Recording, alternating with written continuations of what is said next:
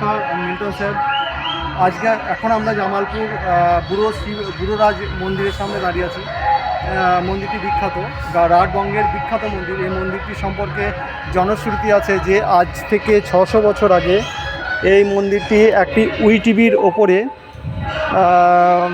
প্রতিদিন একটি গরু এসে দুধ দিত। আপনার গরুর মালিক জনৈক যদু ঘোষ একদিন গরুর পিছু নিয়ে গিয়ে দেখতে পান যে একটি উইটিভির উপরে তিনি গরুটি দুধ দিচ্ছে। পরে যদু ঘোষ ওই জায়গাটি খোঁড়াখুঁড়ি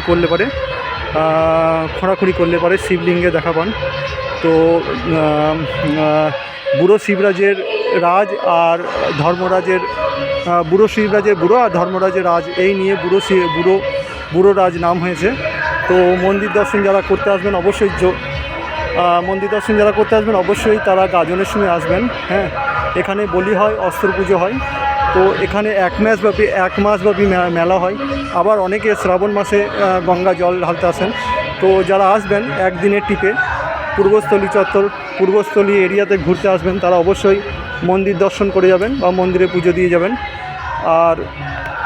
আর যারা শর্ট ট্রিপে আসবেন বা কলকাতা থেকে আসছেন, তারা আপনারা পাটুলি অথবা পূর্বস্থলীতে নেমে আপনারা অটো বা টোটো ধরে চলে আসবেন। নমস্কার।